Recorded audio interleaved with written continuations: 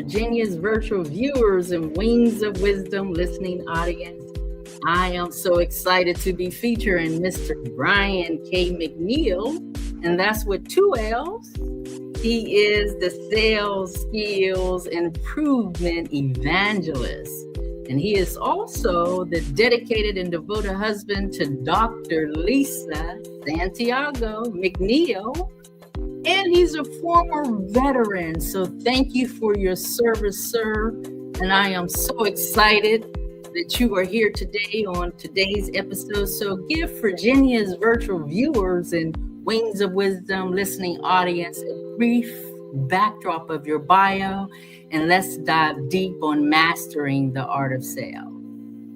Thank you very much, Sister Virginia Rutherford-Hall. I'm happy to be here today, and I am going to bless your audience today. I see one of the people that I see knowing that they are out here shaking and moving the world. Dr. Tina J. Ramsey is already in the house.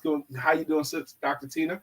My name is Brian K. McNeill, and I am the Sales Skills Improvement Evangelist. That's why I like the title Evangelist, because that's an zealot advocate for. And I do think the ability to sell has more to do with our happiness and sadness, or prosperity or poverty, than just about anything else. We do sell our ways through life. But yes, I am a current military veteran. I am an Army veteran. I am married. I am a minister as well. I'm a father and a husband and a grandfather. Paul B, that's who I am.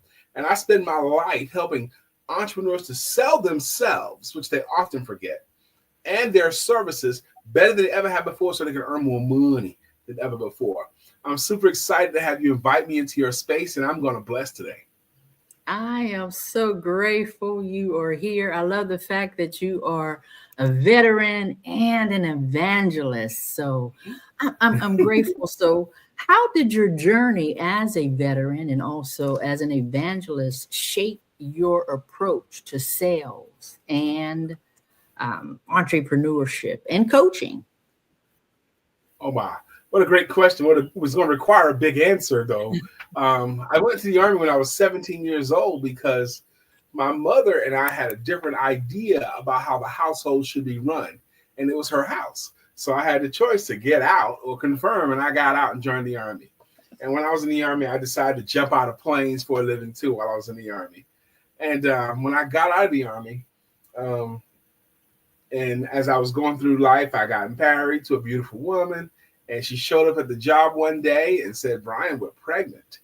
And she never had showed up at my job before. And I realized that my job as a front desk supervisor was not going to be enough to afford a wife and baby. So, and people have been telling me for a while, Sister Virginia, that you'd be good at sales, Brian. You'd be good at sales. And at that time, I didn't know what sales was. I was 23 years old. I didn't even know what sales was. So I looked in the newspaper. That's how long ago that was. And I looked in the help wanted section, and I found a sales category, and I saw an ad that says entry-level sales will train. And I said, that's me, because I don't know what it is. So I went there, I interviewed, they hired me. And Sister Virginia, it was a straight commissioned sales job. And some of you guys, as soon as I say the words, they're going to do just like she did and sit back. Straight commission means if you ain't got no sales, you ain't making no money. And the training consisted of hang in there, you'll figure it out. That was their training. And I was starving. I was dying. I was horrible at it for the first 10 months until I discovered my first book on selling. And it was called How to Master the Art of Selling. And on page 4 of that book, it talked about why you cannot fail in selling. And I needed someone to tell me that because I was dying. I was hurting. But page 4 talks about if you'll just do the basis of what you're supposed to do, you can't fail in sales. So I finished that book and I got another one and I got another one. And by my count, I've read more than 700 books. How to sell, manage salespeople, or self-improvement, as well as publishing 8 books of my own. So that was a journey for me to get here. Wow. So sales, that's your actual baby. And I actually had a sales coaching session with you, and I want to thank you for that coaching session. It was absolutely amazing. It was intense. But it was amazing. So tell me this. I love the fact that you're an evangelist. What spiritual or biblical principle have guided your path in both business and ministry? Well, I do believe in God, and I do believe in the tenets of the Bible, and the Bible is very pro-business.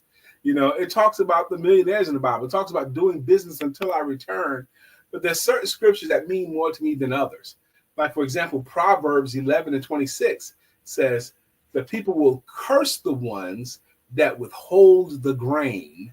They wish blessings upon the ones that will sell it. So, and our grain today are the answers we have, or our intellectual property, or our solutions. And the way I read that Bible verse is basically saying, if you got something that'll help the people, if you got something that the people would want, and you don't sell it in exchange for something of value, money, if you don't sell it, curse you. They're going to want curses on you. But if you will sell it, bless you, and the people will want blessings on you. If you have a solution, you're supposed to sell it. The Bible says, sell it, okay? Be willing to sell it. It doesn't say be willing to give it, okay? And there's also a parable that's written 3 times in the Bible. It's in Matthew, Mark, and Luke, the same parable, the parable of the talents. And if you give one servant 10 talent, one servant 5 talent, one servant 1 talent, I don't want to go through the whole thing right now, but basically that parable is basically saying, if you have a talent, you're supposed to use that talent to make money. And if you don't use that talent, if you hide the talent, there's penalties for that. You're going to be banished into the outer courts, but there's going to be weeping and gnashing of the teeth. You know, you lazy and wicked servant, I gave you this talent and you did nothing with it. You're supposed to. And one more, the sin of the desert that convicts my life every day. The sin of the desert. The sin of the desert is when you know where the water is, but you won't tell anyone else. You know where the solution is, but you're keeping it to yourself. You know how to help them, but you're not telling them about your abilities to help. You're committing the sin of the desert, and the sin of the desert is the height of selfishness. So if you're not selfish, if you can help the people with an answer you have, you're supposed to. Wow, that is powerful. That is powerful. My girl Ray J is in the house. I see her.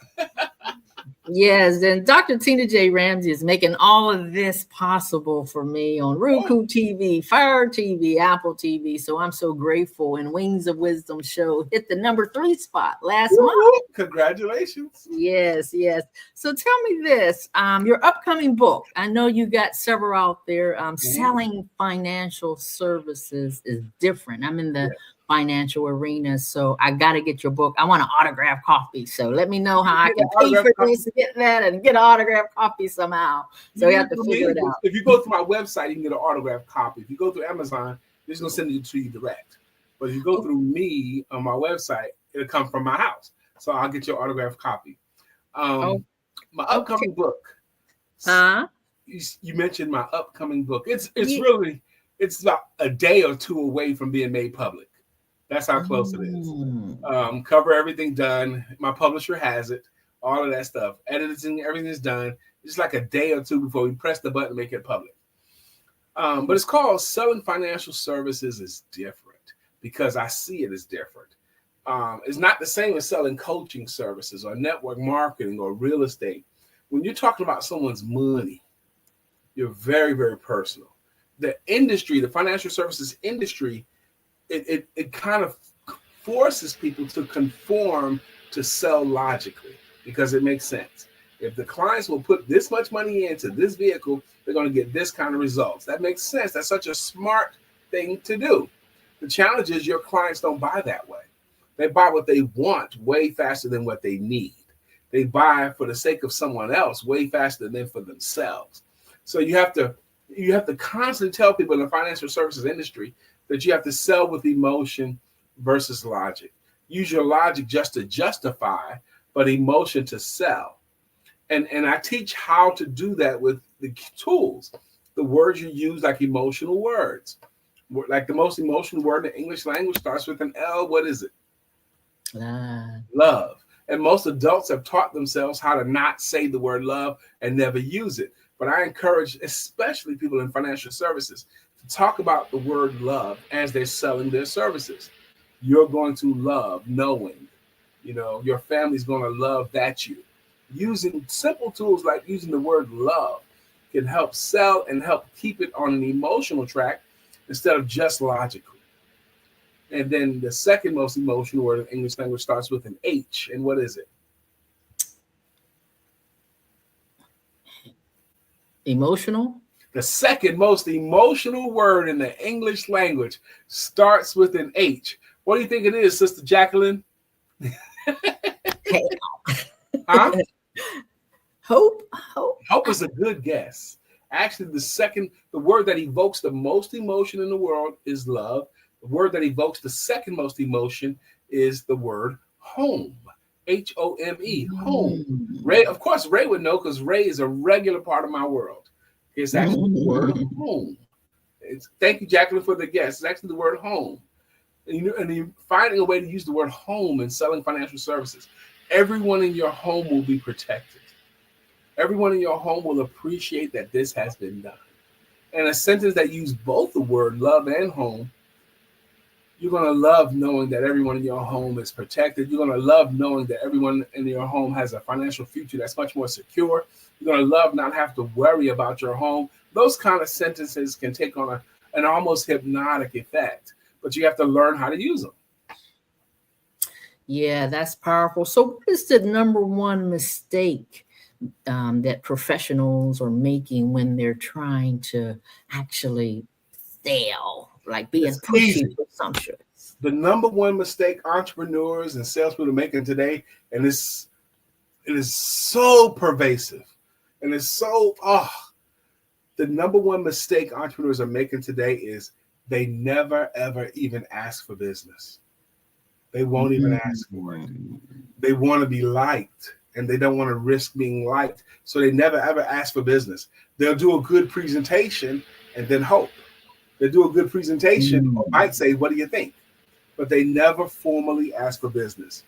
That's the number one mistake. Entrepreneurs today, they will do all kinds of stuff, but never ask for business. They're hoping that the clients will say, hey, Sister Virginia, I know you're in financial services. I need your financial services.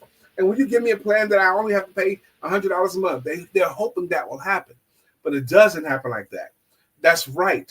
Sister Stephanie Rousseau, that's right. People who think they don't like selling, that's not true. They do like selling because they like getting the money they get in exchange for what they offered. They love that. They never received money in exchange for anything and thought, I don't like the fact that they paid me.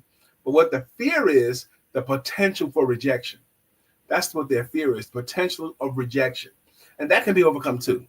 But the number one crime, the number one problem, the number one entrepreneurs are having, they never ask for the business. Entrepreneurs that do have some sales training and some courage, they will ask for the business, but they'll only ask once or twice and then never again. The average sale happens after the 5th attempt, but only the champions make those attempts. Only the champions will follow up the requisite number of times. You can't ask for it 5 times in one sitting, but only the champions will follow up in a disciplined way until the sale is made. That's what the crime is. The challenge is not asking for the business. And here's how I would want you to ask. Those of you who are tuned in here today, I'm going to bless you. What I'm about to tell you, do not be floored by the power of its simplicity. This thing I'm about to tell you right now is powerful and magical. If you'll just say these words,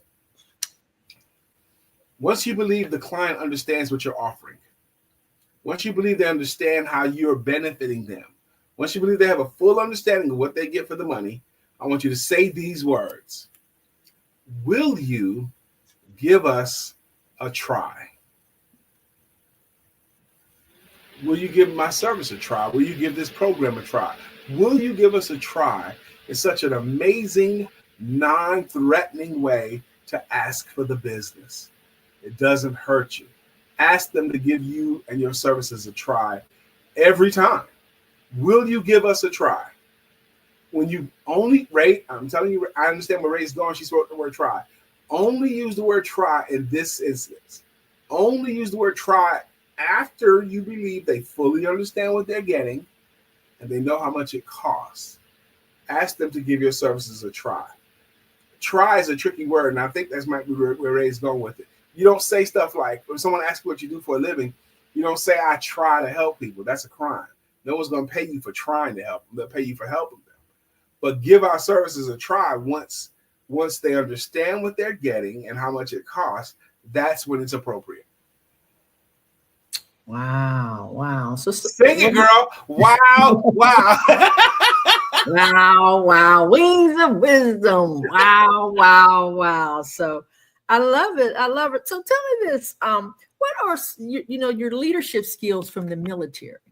Yeah. How does that incorporate with what like continue to influence your sales, your business owners? How do you influence that with your leadership skills? Now,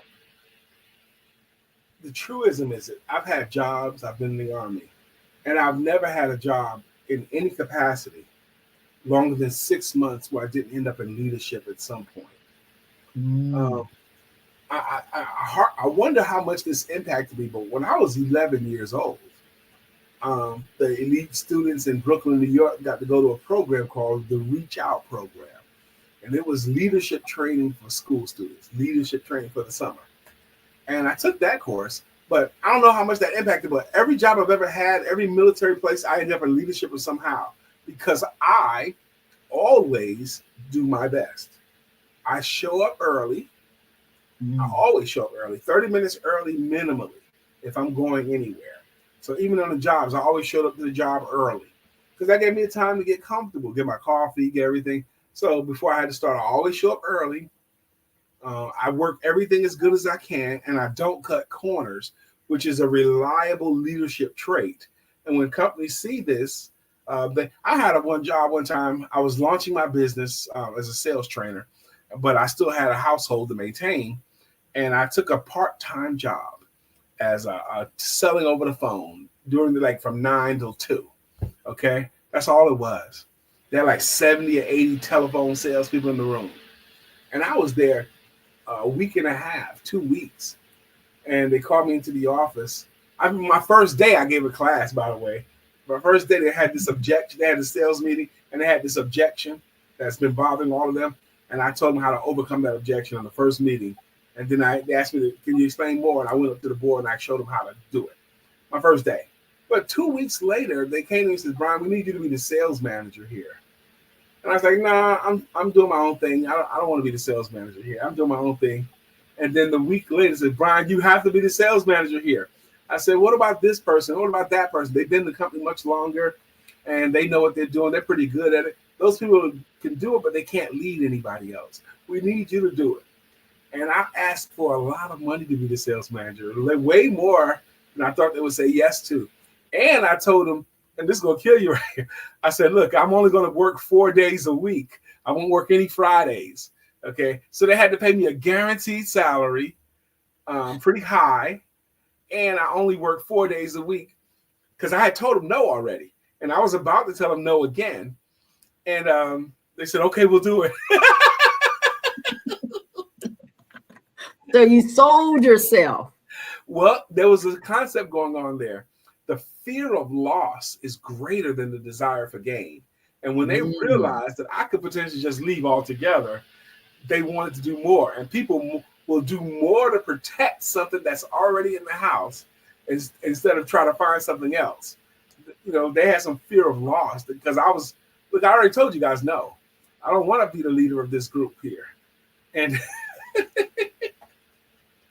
that's why I love your coaching service. If you are out there in the audience and you need a sales coach, you're in the industry and you don't know why you can't move forward, you're not able to lead, you got self-doubt, you have this coach here. You need to look no further. He is amazing. His exceptional coaching skills and evangelist approach is absolutely amazing. So tell me this, you help countless professionals, and what drives you and keeps you keep doing these workshops, these books, these Yeah. keynotes? What's the driving force behind you? I believe God.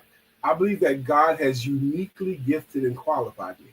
I think God has prepared me. And I think He has positioned me with a love of this and a desire to learn more and more of this and the ability to communicate it and teach it well. That I think that God wants me to help people to earn more money by teaching them to sell better. And I think if I don't do it, I'm showing dishonor to the gift that He gave me, the skill that He gave me. And I've seen enough people, Sister Virginia, that have taken even a little bit of my training that benefit greatly. I've helped people to pay their bills. I've helped people to pay their mortgage. I've helped people to grow their businesses over and over again. So, I believe my philosophies work. I know they work because I have enough units of conviction. But I think that if I don't do this, it's just like hiding my talent in the ground. I want to tell you something happened just yesterday in my business. They had a lady, she said she wanted to hire me. She had done a consultation with me, and she wanted to hire me as a sales coach. And I told her how much it'd be. And she goes, okay, I'll pay you tomorrow, which is fine. I don't care what day they say. I just want to put it on the invoice what day you say you're going to pay me. And then tomorrow came. And then she called me up just yesterday and says, well, Brian, could you lower your rates? Could you do it for like $500 less than this? And I said, why would I do that? I said, if I doubled or tripled my rates, it'll still be a good value for you. You're still getting a better value. The money you paid me, I'm going to spend, but what you get to use the benefits of it today and tomorrow and next week and next month and for the rest of your careers. Even if I doubled or tripled what I'm charging, I'm not going to know. I'm not going to lower my rates. I said, I should be charging twice as much, and it'll still be a good deal. And she says, okay, no problem. We'll just leave it like it is. And paid for it. Wow. I guess right away too. Yeah. Yeah. She was just trying to negotiate. She trying to slip that in for just a minute, but she was like, "What? Why would I do such a thing? If you're offering something to someone that's going to benefit them, and then that's going to benefit them, there's no reason to lower your rates. Most likely, you need to be charging more. Most likely." Wow. Mm-hmm. So if someone is watching today and they're sitting in the audience and they're struggling with self-doubt, their ability to sell, what words of wisdom would you speak into their life on today? Well, as grown-ups, very few adults could do anything successfully without some levels of accountability. And none of us have lived long enough to have all the answers. We all need some help. We all need some support. So you need to keep learning.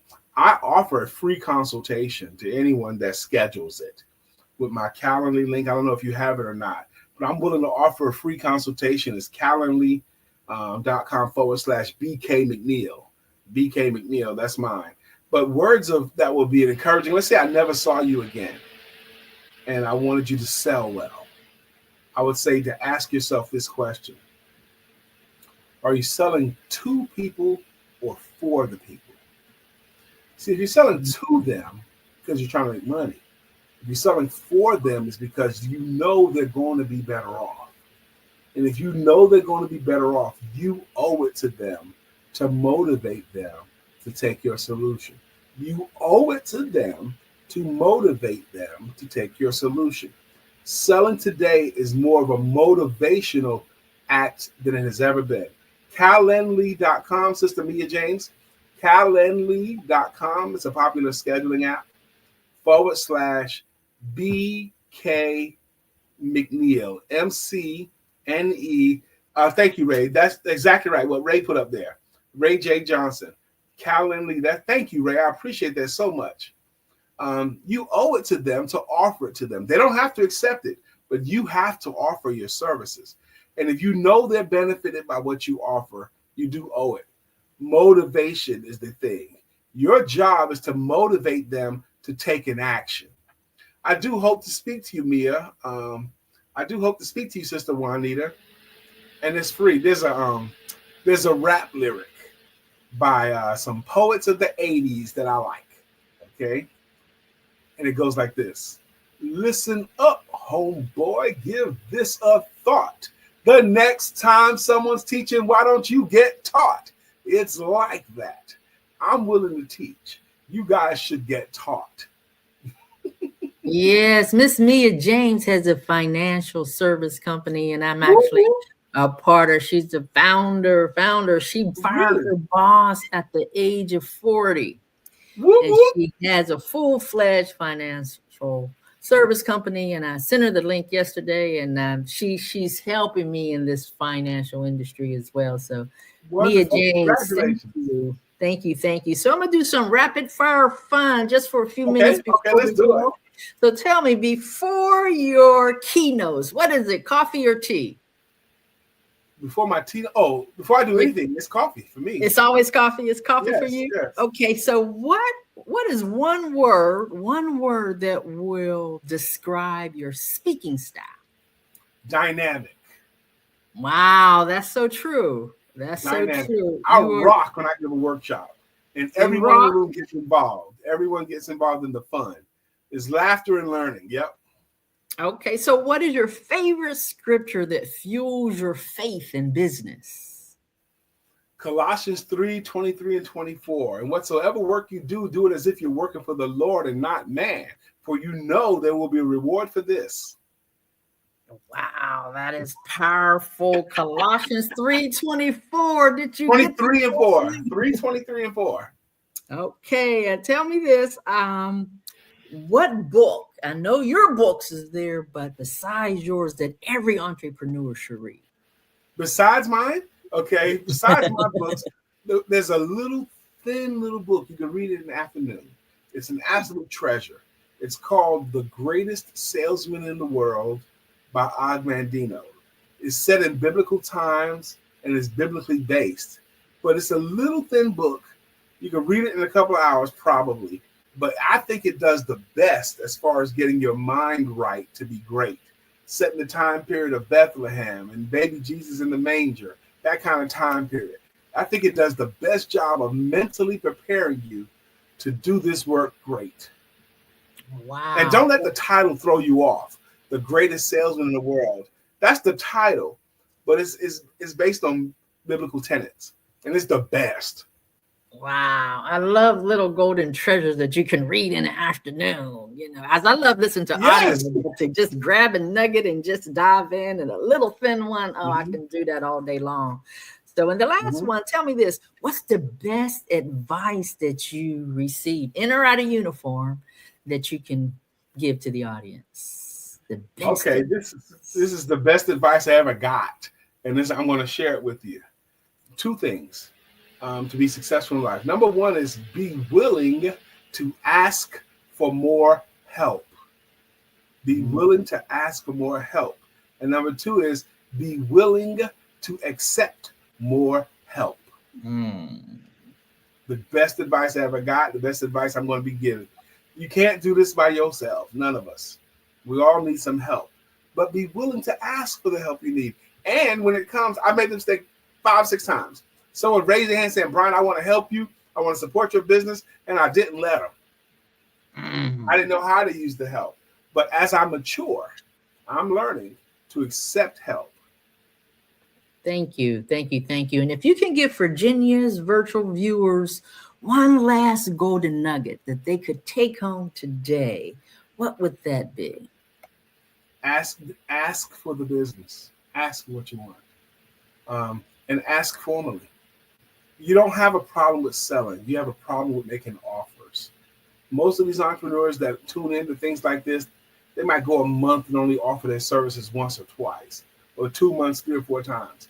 But if you will offer your services, give people a chance to say no to you, and they get a chance to say yes to you, you'll sell more.